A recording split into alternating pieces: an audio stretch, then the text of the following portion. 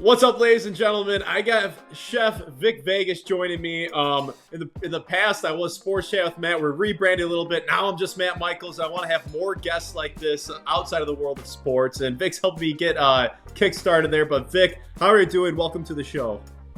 It's a pleasure to be here. Thanks for having me on and to be part of you exploring, other avenues within what you do. It's an honor, man.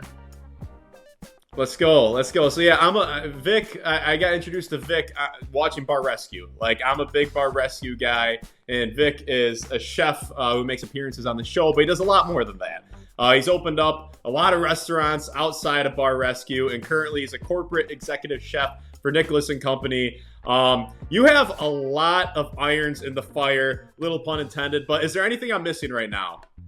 Well, let's see. So, Nicholas Foods, man, that's the day to day, working for those people. I try to stay grounded and keep a, wonderful career going. And that's in food distribution where, we consult restaurants and we supply all their food, from head to toe.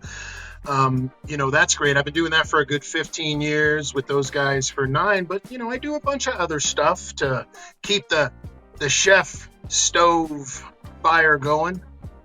Yes, sir. Yes, sir. Yeah, no doubt. So just take me through what like a average day looks like for you when you're not on Bar Rescue.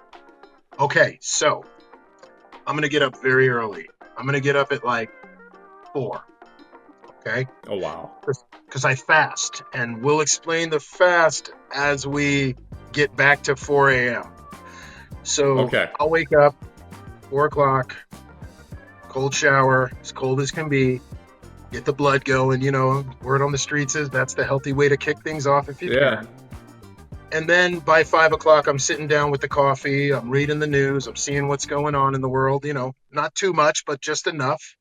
And I start Sure. working on my stuff. I work with people around the entire country, so people 3 hours away are already up, rocking and a rolling. And being coast to coast and working with people coast to coast, I have to be ready for them sometimes at very early hours.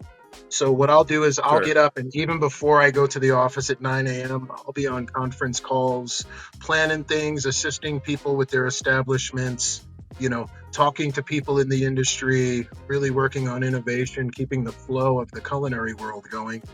And then all this happens, second round of coffee on the way to work. And then we actually go around and we develop sales teams, individuals to sell their wonderful products because they do have from A to Z and they really do keep restaurants going. So we'll go to a restaurant and either it'll be an establishment we already, are working with where we'll keep them going, try to better what we're doing with them, or we will go for a new customer that we don't have yet. And, the goal will be to really let them know who we are and what we can offer them as a company. And we do this, for quite a few hours throughout the day. But what's great about it is you're in and out of so many restaurants, working with so many people, talking to so many chefs, restaurant owners, food and beverage people in the city of Las Vegas at that, where it's become a huge melting pot and there's like so much of it. So it's like really one of the coolest jobs because, it keeps me out of the kitchen, but keeps me in several kitchens. And at the same time, when it's Sure. time to take care of business and have people up to our warehouse. Alexa, stop. Sorry about that. She kind of goes off on her own every now and then telling me the weather. Um, we have people come up to the warehouse as well, and we'll do what's called a cutting for them, where we'll develop their menu and we'll help them choose the right products. And it's great. The title is Corporate Executive Chef, and it's a great title to have when you've been in the culinary industry for so long. And so on a regular day when I don't take a work day off to go travel and, fulfill other things, we do that all day and just take care of people and really build this wonderful company for the owners of the company, which is family owned over 80 years. So it's intimate in the heart, to want to do more than Sure. just work for these people. And I guess the Reader's Digest version is I'm assisting with building a huge enterprise from 8 to 4 5 o'clock during the week, and then by the time I get home, I'll have my meal prep because I didn't eat all day. I did some intermittent fasting, or I Sure. just grabbed a green juice, And I try not to eat so much in the day to keep the energy levels up because they actually do stay up. You find out later on if you don't eat all day. And when I go home, I eat, I take a little break, and then I'll shift into my other things. I'll get into my routines. If I didn't work out early in the morning, which I usually do about half the time, I'll make up for it if I don't have to get started early after work. After, a little bit before I ate, maybe a little later on, because it's just really a protein and, a low to no carbohydrate meal. And then I really do focus on my other entities, building my future, building the next restaurant concepts, working on other people's restaurant concepts that they have, that they want to create, and just brushing myself up for the next TV shows and next bar rescue, next whatever's next, all kinds of stuff. Just basically always being ready. And that really sums up my day from the time I wake up till the time I go to bed. It's really staying ready for, what's next in this wonderful, world ahead of me with everything that's going on in this, food and beverage industry. Yeah, so listening to that and listening to your routine, it doesn't come as a surprise to me that you've had the success that you've had. You sound like a very disciplined person, but you started off in the industry as a dishwasher, right? When you were at that stage, did you believe in your heart of hearts that you were gonna make it big like you have? Well, funny story. So, um, without being the tallest guy, but still being decent height and decent size, I was actually going to pursue a wrestling career. That was actually the Okay. goal. Yeah, being a young man in the '80s and really absorbing the leap of faith that wrestling took. Some people wanted to be astronauts. I wanted to be a wrestler, and so what I did was, as time was evolving, I was actually getting myself ready for that, where I was making contacts and I was working my way down to a place that was better known as the WCW Power Plant. And a few of the local promotions in Las Vegas, they liked my personality. They liked my few tattoos I had at that point and like my look. And, the wrestler in me really came out. And so what wound up happening was I became a father early. I have, you know, unbelievable um, stories when it comes to this, but I became a father early and I couldn't leave and go do the wrestling. I had to stay back and, take care of my family. To get on the road and become a wrestler, you're gone. You're not going to see anybody. You got to Yeah, really like go on the road like a rock star in, trying to pursue their career on making it to the big stage. So sure. I refused it. And I remember shifting into working instead and saying, it's okay. I will always love the world of wrestling. I will always be a fan. I will always enjoy it. In the back of my mind, I always wanted to do it. But what I'm going to do is I'm going to focus on, my family and, build myself more from being a dishwasher into a cook. And the goal would be is to like become a chef. So the first day I ever rolled my sleeves up, because I'm known for rolling my sleeves up a little bit, it was actually to wash the dishes in the dish pit. That was like the first time I actually rolled my sleeves up. I don't think there's photos of me with sleeves rolled up until I became a dishwasher. But what happened was the Vic Vegas name was actually designed for wrestling. It was my wrestling character. Okay. Since I was from here and I was this Vegas guy, and they really didn't have, much of a Vegas wrestler themed guy, whether I was going to be a wrestler or a manager, it was what was going to work for me. So in my heart, it was still there. And I worked very hard over the years, as a dishwasher, working my way up and having several jobs. And part of me was always Sure. Vic Vegas, the wrestler. And so what wound up happening is, ironically and freakly, as I would say, um, a certain point comes where the hard work I put into the choice I made, getting into the culinary industry, and my inner soul as a wrestler kind of like met. And that's when Vic Vegas, the chef, was born. I put the same energy into that I was going to put into becoming the wrestler as into being able to stand next to Taffer and do some enforcing as a chef. So I never made it to the wrestling, but in a way, I still became that guy that handled Sure. business, that people were rooting for to do it. And technically, it's the same definition. And the way you cut that steak up in many different ways, it's the same definition. So the Vic Vegas thing, and in the earlier Vic Vegas, like when you see me like more like in the earlier 15 and 10, and even up to like 7 and 6 years ago of television before the pandemic, um, I was like quarter wrestler Vic in everything I did. And some people took to it like, what the heck? But a majority of the people took to it like, hey man, this is cool, man. Like this guy is just, letting loose and being himself. But without people knowing the wrestling story, I could have come off slightly obnoxious in the past, you know? And what's funny about it as the story's being told, and it's such a pleasure to be able to tell it, having that wrestling in me, and when I was finally able to get onto the TV and become Vic Vegas the chef, it was Yeah, actually the Vic Vegas validation of the wrestler that never became. Now I stand let's next to one of go. the toughest, strongest, baddest gentlemen, number one in the bar and restaurant industry, and we take care of business. And you know what? I'm glad it turned out that way. Yeah, no, you definitely been able to scratch that itching away. And like, were you, like you said 15, 10, 5 years ago, were you kind of mentally like, hey, like I'm cutting a promo here? Is that kind of like your mentality? Like I'm going to be a wrestler and I'm going to be cutting a promo here. Dude, like once, and the wrestlers know this, especially the ones in pursuit, the ones that made it, the ones that came close, and maybe the ones that just dreamt it, like you do, like you put yourself in that role. Even when you're walking up to the place, like you got out of the car, like when Monday Night Raw shoots over to you getting out Yeah, of the yeah. car, like, because you have that same mentality, like you're going to handle business and you're going to win that title. Even the next promotion, when you were looking at that executive chef and you wanted that job, it was kind of like, it was one of these. Like, I'm gonna Yeah, get that. yeah. It's crazy, man. Let's go. Let's Funny. go. So, no doubt. And in 2008, you competed in the Food Network Challenge, a Big Bash catering competition, and won the gold medal. Was this like a key moment that kind of put you on the map? Yeah.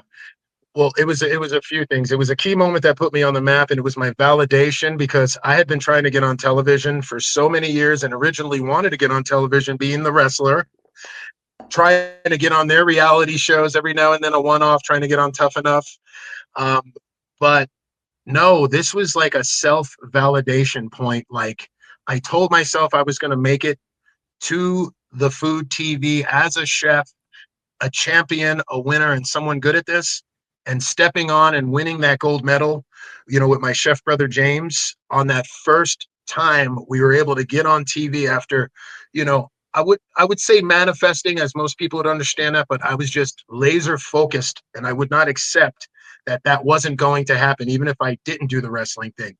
So when we won that gold medal and that check the first time we were on, it hit me so hard that I was on the right path. I made the right choice. Everything happens for a reason, and that this is the beginning of what is to come.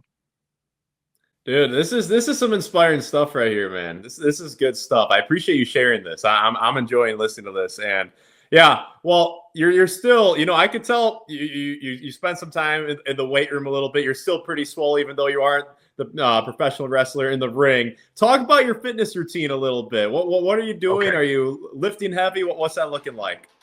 Okay, no, it's great. I have actually a simple fitness routine. Even though my son is the general manager of one of the greatest gyms in Las Vegas, I have not been inside of a physical gym for over a decade because I have so many Okay. friends that go to those gyms where I think I'll wind up, hanging out more than actually getting it done. So I have a gym in my house, basic weights. I don't necessarily use all of them, but I'm very big on the 100 push-ups a day. I'm very big on the 100 squats a day, weightless workouts. And then I'll go to like the dumbbells and the curl machines and the bench press, but nothing out of the ordinary. I like to do it in the morning. If I don't do it in the morning, I'll do it late at night.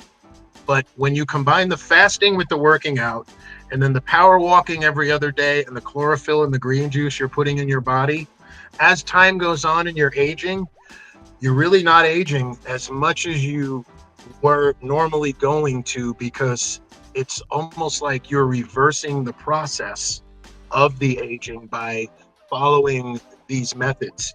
So it's great to be able to, gets on to keep your muscle mass naturally, not Yeah. taking anything, that you shouldn't be taking, and just from it being from natural food and the elements that grows on the earth.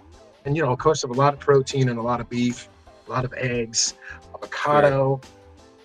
It's a well-rounded combination of simple workouts, great diet, fasting, sun, chlorophyll, greens, proper digestion. Take care of that gut. Dude, like that's something I find most fascinating is combating father time. Like in sports, I'm always just so amused at how some guys are as good as ever when they're like 35. Some guys fall off the hill when they're 30. I just find that relationship with father time so interesting. It's funny you mentioned that combating it because I have no idea. I tried kind of figuring out what your age is. I'm not going to ask you, but I have no idea what your age is. I think I have an estimate, but no idea.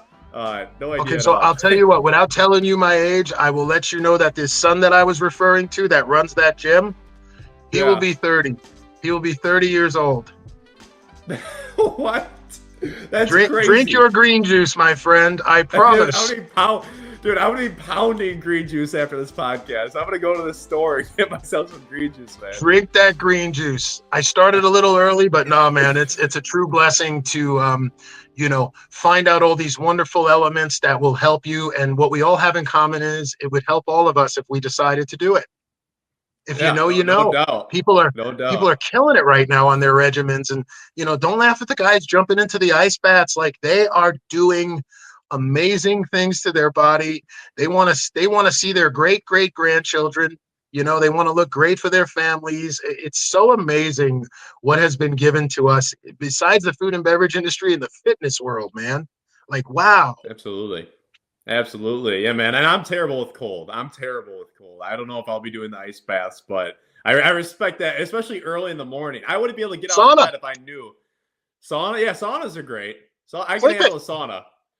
flip it, do The sauna. sauna, yeah, they're good for the Yeah, heart. Good for the heart. But yeah, man. So I had this question written down, but you've kind of already answered it. But I was gonna ask instead of asking, "Are you still hungry?" Puns kind of intended. How hungry are you to achieve more in your career and go further at this point?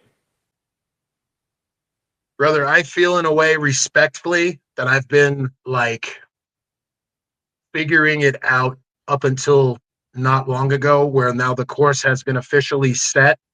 And I could say that I am 51% of the way there now to really hitting what I feel my purpose is to hit. And I know I'm going to surpass it because I'm laser focused and I'm all in, and I have amazing support from the people that love me, and the people around me, that I keep in my circle, and the fans and the people that watch the shows. And you get phone calls that you're inspiring people that you don't even know, what I mean, Yeah, from just doing great stuff. So I would say I have a lot of work to do still, and that I'm about halfway there, and that I am absolutely starving, where I'm not going to stop. That's why I'm preserving myself, so this ride can last a lot longer than it was supposed to. You know what I mean, man? yes, sir. No, that's awesome, man. I'm feeling fired up. I didn't go to the gym today. I day got busy, but I might go downstairs and hit a little workout after this. I'm fired up, man. Let's go. This is And if you great stuff. can't, listen, man, wait. See this guy What's right that? here? The folding push-up Oh, is that? deal that you can Oh, is take that the with you push-up board? anywhere, brother. This thing Yeah, is, man. I think it's $12 I paid for this one. Man, I Okay. put this in the suitcase. You could do your triceps, your shoulders. This thing is crazy, bro. And if it gets light to you, you just slow down and do more. Sure. And that makes the Sure. weight heavier. Yeah, And man. you're not sponsored? That's not a sponsor? I know, right? We're figuring things out, but no, yeah, that's a good idea, man. Yeah, man. Cool. Well, let's pivot into bar rescue a little bit.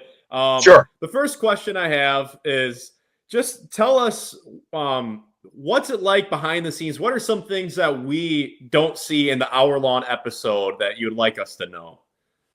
Before we even get into the hour-long episode, I need to let you know that a lot of people work on that production.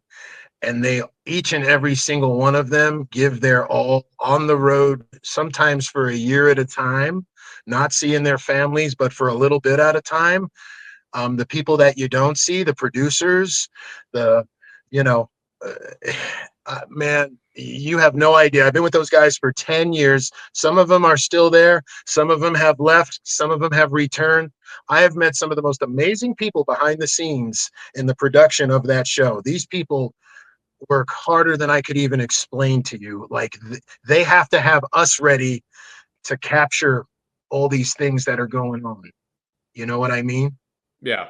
Yeah. So Wow. even before we get to that, I needed to let you know that part. Now, as far as the show, man, like it is a television show because it's on television, but we're actually recording an experience. The challenge isn't recording the experience, it's taking these days worth of occurrences and Yeah. putting it into the 40 some odd minutes, of television time that the show is, because this is real life stuff, man.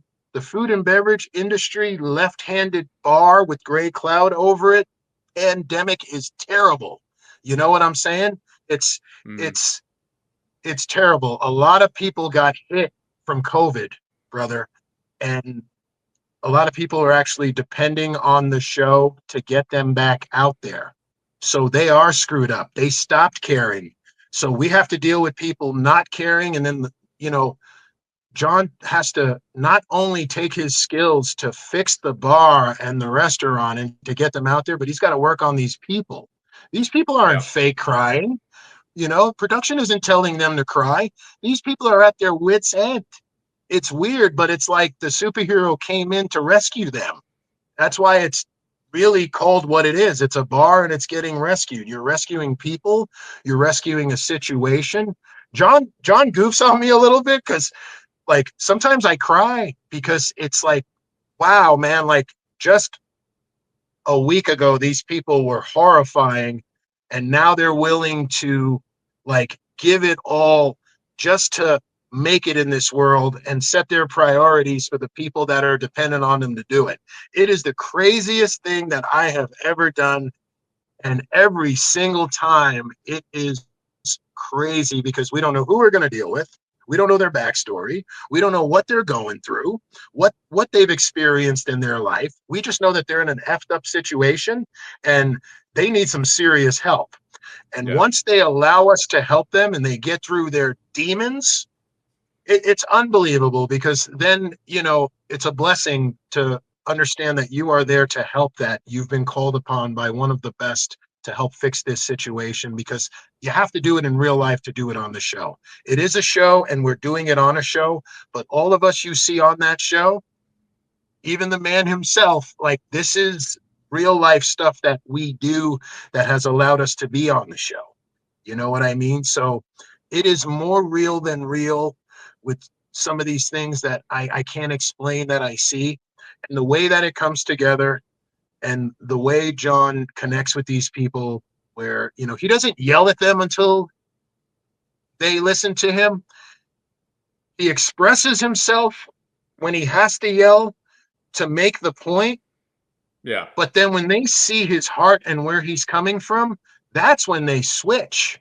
And the man genuinely feels his purpose is to really put these people on a better track.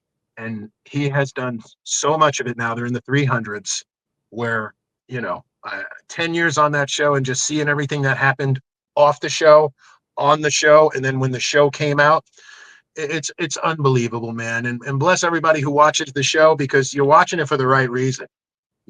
Sometimes people get confused and they're like, hey, did that really happen? Yes, that really happened. Yes, that person has those problems.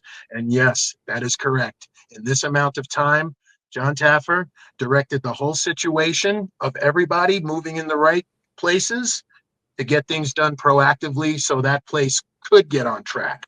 It's not up to us what happens when they leave. When we leave, it's not up to us, but we do our best. And it's a big thing with Jon to leave them in a good position, so the resources that we left them with will get them to where they need to be and take them past where they could ever go. and it's a choice after we leave. And a lot of the good people have stuck with it. Some have, you know, we can't control what they do when we leave, but we can show them as much love as we can when we are there. Sure. It's crazy, brother. I just got like into it for a second because it's so deep. And to be one of the few people that experienced the whole evolution of that whole production and show is just wild. I've been around long enough to just see it go from Spike to Paramount. And Jon Taffer totally evolved from being considered the best when this started to like Jedi status now, you know? Yeah. Yeah. Well, it's just Crazy. unbelievable that you guys literally have like a week or 4 days to change bad behaviors. Like it's like boot camp for in the It's military. three Like days. they No, break you it's like 3 days. it honestly, it's really like 36 hours. Like we do our thing, stress test, and then bam, like people are not sleeping. Like we travel there like a couple days before and we go to our hotels and we get settled in, and then no, we gotta like watch them for a night, and then we have to like test them for a day, and then we have to train them for a day. The place has to Okay. be redone. It's I still can't fully explain it, and I'm there. Okay. So yeah. Well, just the can you? I guess the first question I'll ask is: can you just explain how hard it is to change people's behaviors in the span of 36 hours? Like behaviors, those are hardwired over years, and to undo those wires, I don't even know how it's possible. Some people are at their wits' end. Where how some people, a majority of them, when they reach their wits' end, they're at the point to finally accept the help. Somehow Sure. we catch them like right when they're teeter tottering with accepting the help, because you have to understand at any time Jon can leave and not do the rescue. You know what I'm saying? So Mm-hmm. they know that too. And they know that he could be in 20 other places right now, 200 other places right now, 2,000. And the fact that he's there, that's really what gets them to abide. It's in real time, man. I can't explain it. They just Yeah. they change because he has such a way of getting in there to get to the root of their own demons and problems, to allow it to surface, to be able to dissect it, to be able to eliminate it. Like he was the psychologist too. You know what happens when you go to a psychologist? They hit the right note. You start bawling, and then you start figuring it out from the bawling point, because now you're like, oh my God, that's it. I feel better. When we reach those points with people, and we do a majority of the time, sometimes it's tough, it's dry, it doesn't always work, but 9 out of 10 times it does. And that's the big challenge in that is someone's journey and what they experienced before we met them. Some people are changeable, some people are not, and some people we haven't changed, but we at least got them willing to want to take the steps to change, which in a way is towards the positive side of things. You know, can't change everyone, but we can leave an imprint on them of positivity to allow them to realize what they have and what direction they can head in.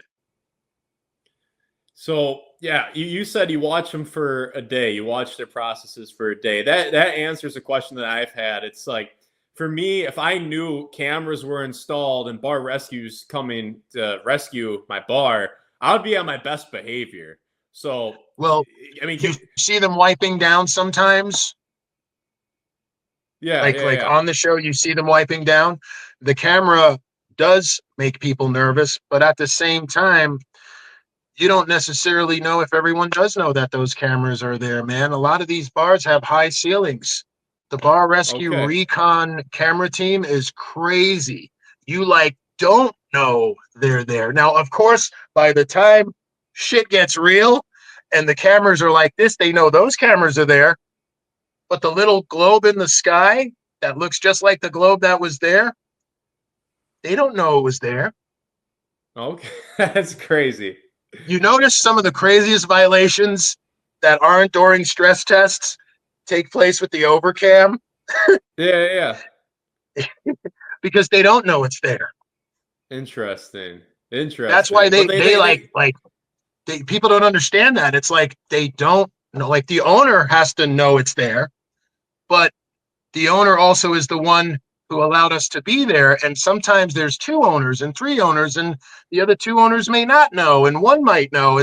It's all okay. different, like truthful reasons on why the employees are just like doing their thing and not giving a damn. Okay.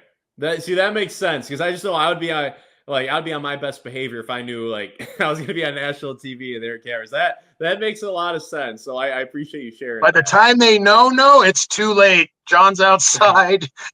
we're in recon.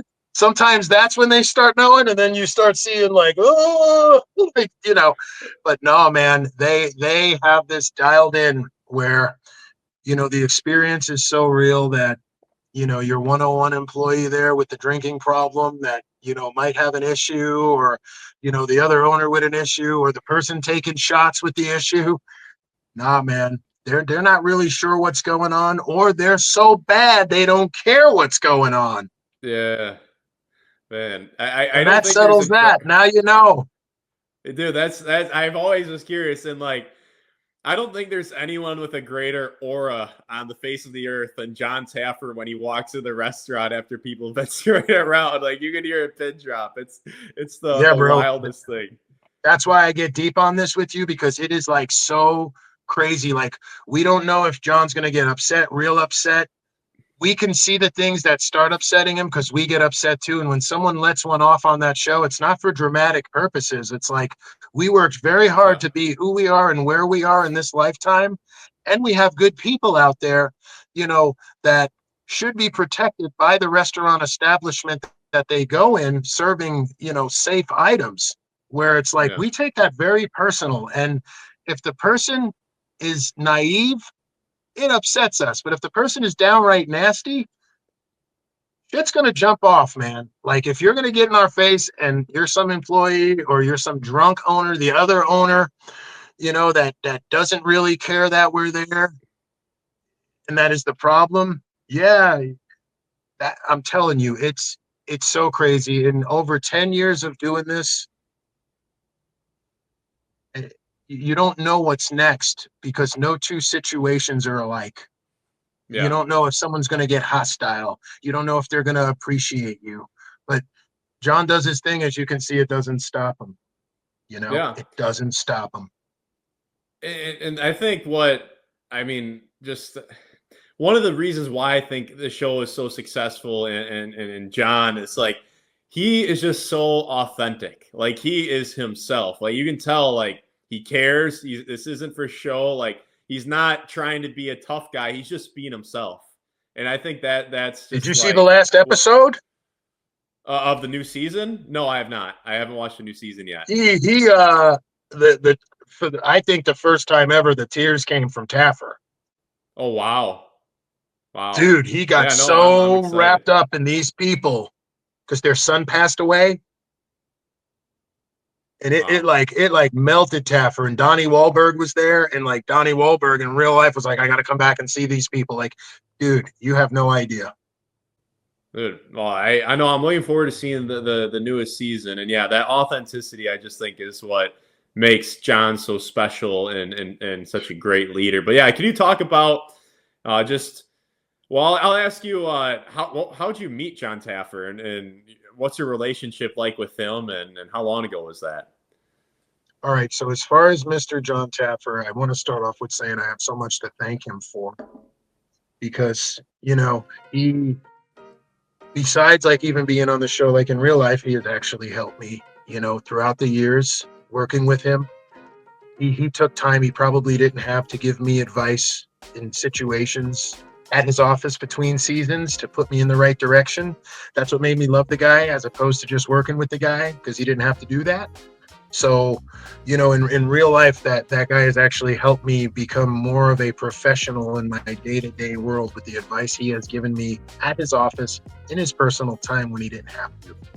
So, we go way back. Let me see. I would say, true story, he laughs at this one. If you got a minute on this and I ain't stretching out the tape too far, this is pretty Oh good. no, I'm here for it. I am here for it. Before I went to Food Network in late 2009 ish, 10.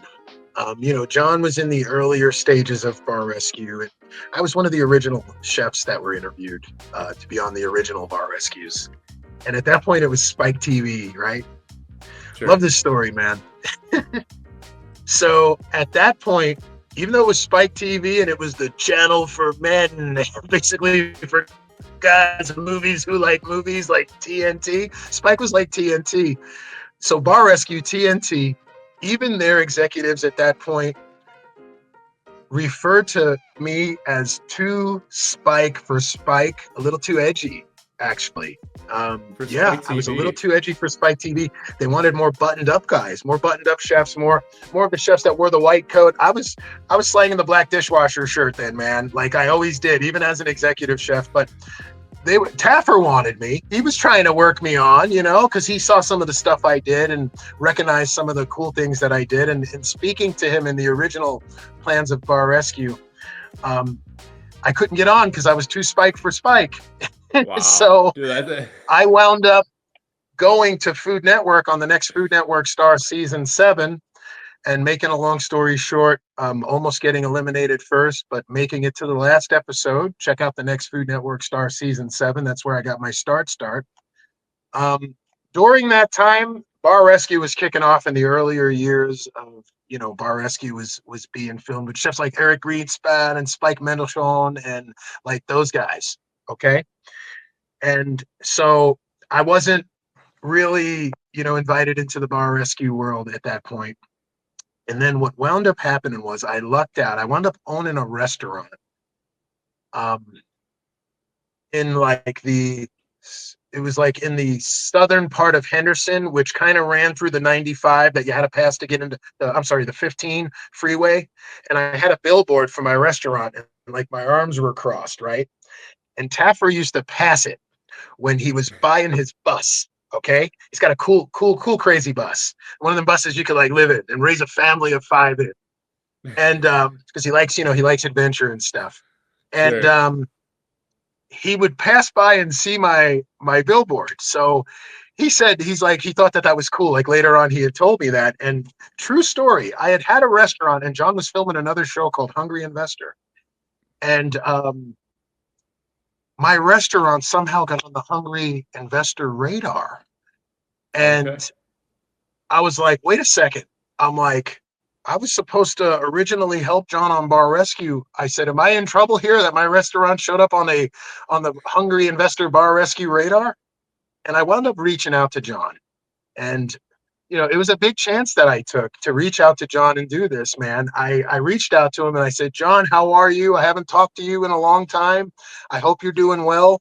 I said, somehow my restaurant is on your list of, it was a show where basically like they had restaurants that had to like in a way battle it out, but kind of go under Bar Rescue stuff to see who would qualify for them to invest in you. But they beat you up on that show. So Okay. I said to John, I go, John, I go, what happened? And he's like, no, he's like, we're just, we're scouting areas and we're casting, restaurants for the show because we give you money and all that stuff. And I go, John, now I know originally I was supposed to be with you solving problems. And I'm more of the guy that would help you solve problems as opposed to someone who, needed the problem solved at their restaurant. And John, being the G that he is, man, at that moment he said, you know what? No, like he just like went with it and told me that somebody from Bar Rescue would get a hold of me in 72 hours. And in like Wow. 72 hours, I was on by Skype to talk to Bar Rescue. And that's what got me casted to finally go on Bar Rescue. Spike TV finally said the show's been on for a few years. With John going around at that point for 2 years, 3 years, being a tough, hardcore G, they were like, yeah, all right, we'll let him in. Wow. Wow. So I wound up finally getting invited to rescue, all because my restaurant almost got staffed for an improvement John show.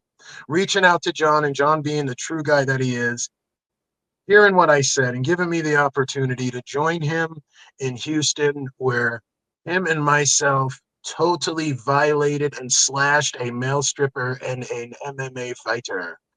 It was my first episode. I was so wound up. He looked at me like, that's why I got you here. And I felt at that point, I'm here for this gentleman. I'm grateful to be here for him. I'm not going to let him down. And the few years I haven't been on TV that I know I need to be on TV, and the wrestler in me is about to come out. You put me on Bar Rescue for the first time with my wrestling soul, and you put a male stripper and a somewhat fighter, tough, strong guy, which, by the way, they both turned out to be absolutely awesome before me. I'm like, here's the wrestling match I never had. And then the Let's stress test is go. one of the greatest stress tests, where I got them shaking. The guy's got the apron on, his muscles are sticking out, he's shaking, he's breaking mozzarella sticks. I'm yelling at the cook. I'm going ballistic. And I finally did it.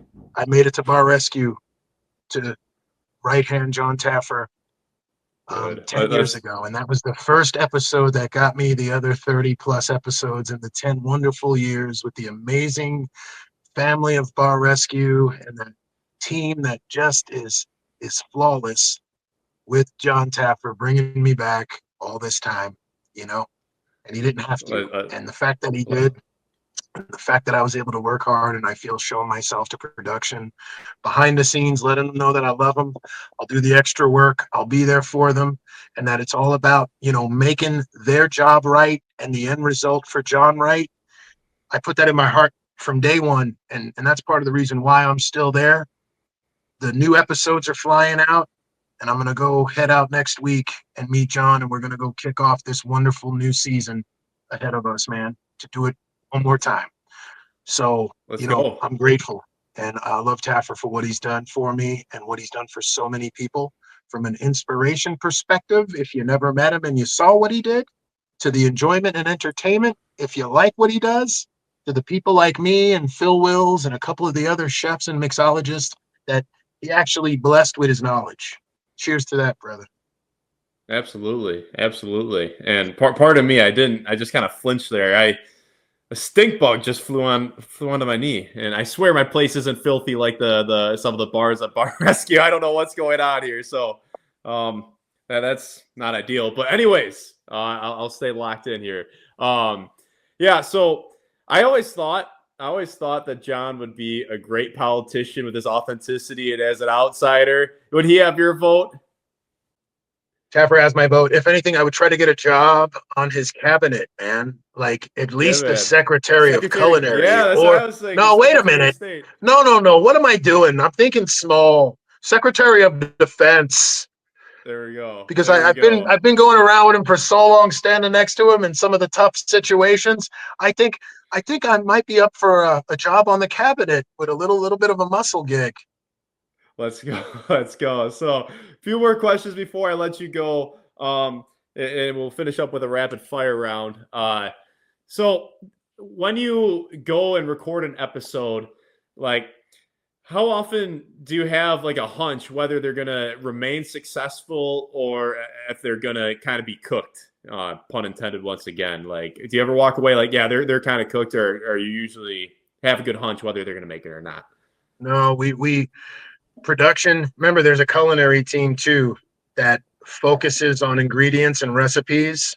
So when we do leave, the recipes that we left them with, um, it's solid. We set them up for success every time. It's their personal choice to run Sure. with the tools that we leave them. Sometimes we have to stay longer if we feel it wasn't absorbed, Okay. like, because the last thing we want to do is make it look good, throw nice things out there, bring attention to the establishment, and then them fail. That does nothing for anybody. So in real life, we actually have a day in production in the middle where we tighten up, the policies for the establishment, and we do the real stuff, the real recipes, like that they're going to follow their procedures, Just so you just got to care. You just got to embrace what we left you with, care forward, and it will stick. We don't leave and say that. We may leave and say, we hope these people stay together. We hope that one don't quit. We hope the marriage stays together. But no, we never leave going they're screwed, or we probably wouldn't leave. We'd probably have to stay another day or two Okay. off the record and keep them okay in real life. If they Interesting. failed after we left, it's just because they didn't continue what it was that we gave them. Sure. Okay. And so you've seen some absolutely filthy things, and you have your standards as a chef. Are you a picky like eater when it comes to choosing restaurants? I imagine you are. Okay, so you can tell for the most part with technology, the visual of going there and walking into an establishment, what you're getting yourself into before you go there. There is nobody out there that's being considered as a five-star hospital clean restaurant that will make you ill. You know what I mean?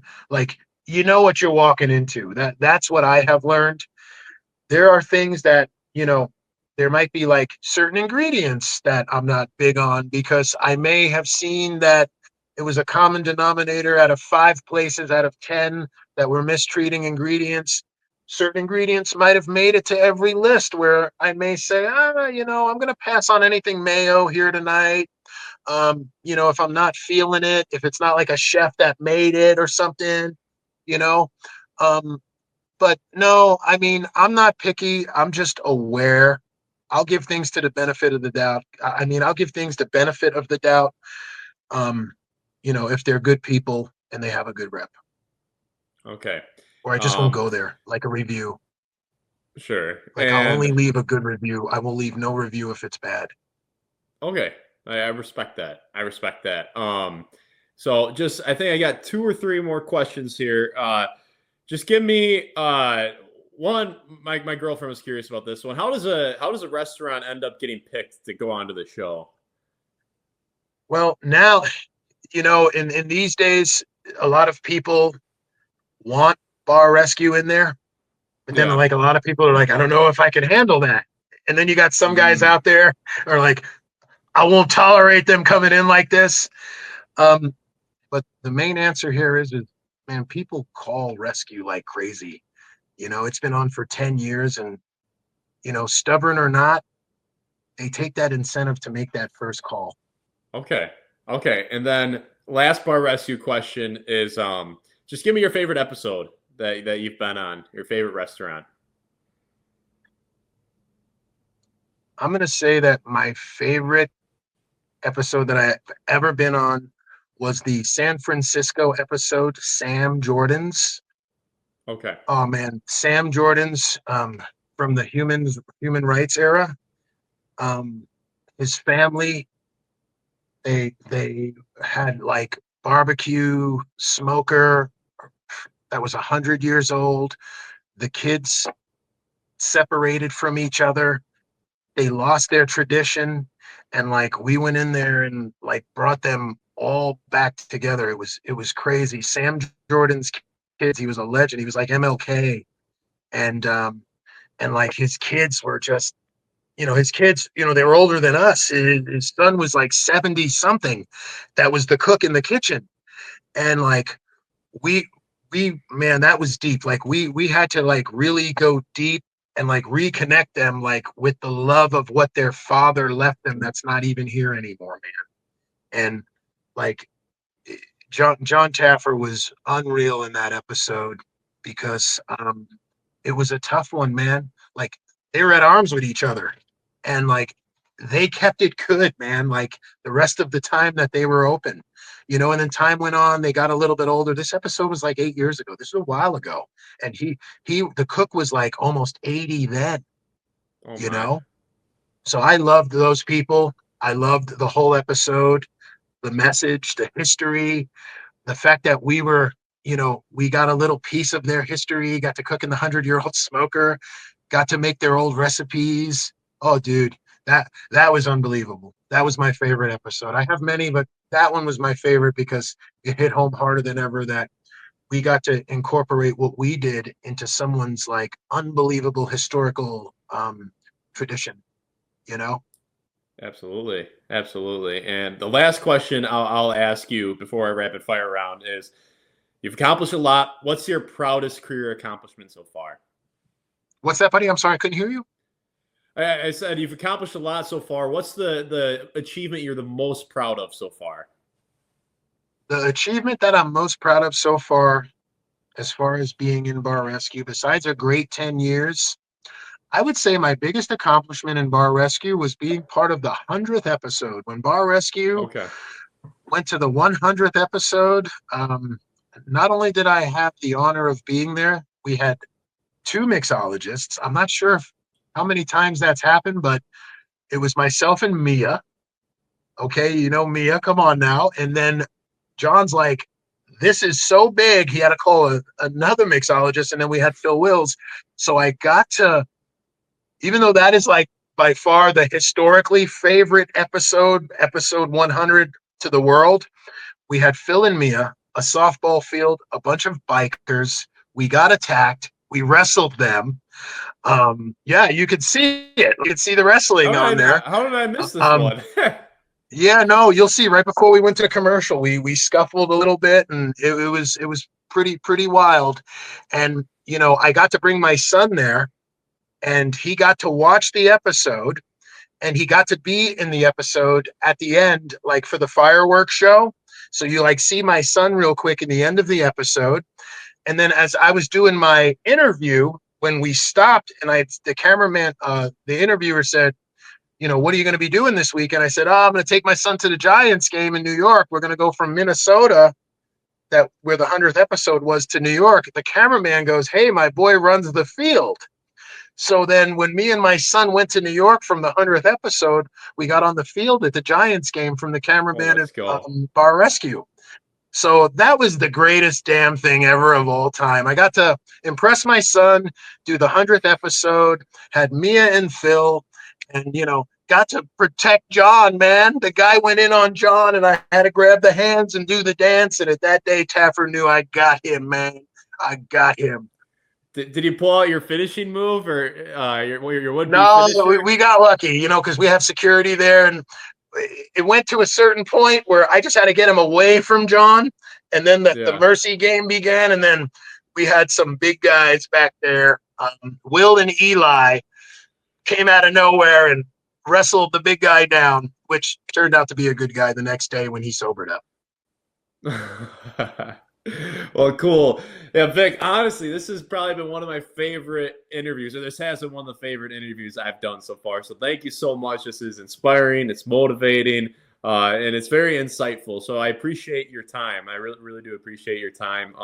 So I got a rapid fire round. So I'll give you a plethora of questions, just answer in a timely fashion. Ready to roll?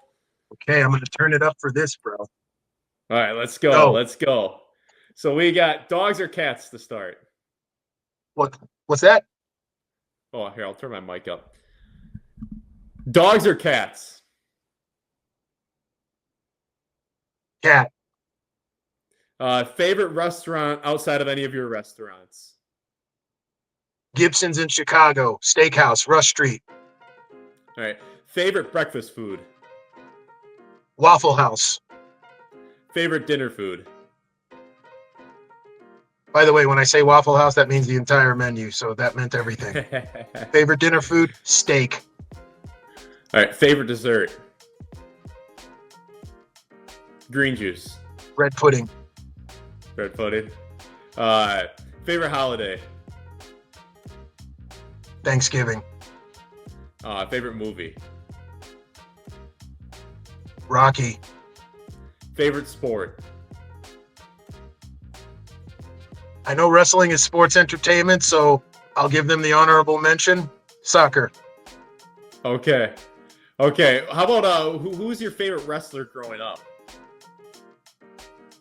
I'm going to say Macho Man Randy Savage. Okay. MJ or LeBron? Oh, man, how are you going to do this to me? Much respect to both men, but, I have a 30-year-old son, so I was there when MJ was making it all happen. MJ all the way. Let's go. Your favorite cheat day meal? My favorite cheat day meal is a whole pizza with deep dish pizza with pepperoni, sausage, and ranch dressing, extra marinara on the side. Double dip. Let's go. Favorite exercise in the gym? Military press. Favorite TV show? Outside of Besides Bar Bar Rescue, I Rescue? should say. Yeah, outside of Bar Rescue. Besides, I would say favorite TV show. I don't watch much TV, so I'm going to say Monday Night Raw. Okay. Favorite music genre? Modern rock. All right. And then do you have any superstitions? I like numerology. It's cool when, you see the numbers and you hope the angels are saying hello to you. All right. And Um, then oh, pardon me. Besides that, the black cat thing, nah, I have a black cat, man. Black cats are not superstitious at all. If anything, there's a reason why on the hieroglyphics, the big guys are holding up the cat. Okay. And then the last question I got for you is if you could have dinner with any person right now, who'd it be? Since I'm going to say Gordon Ramsay. I'd like to eat with Gordon Ramsay.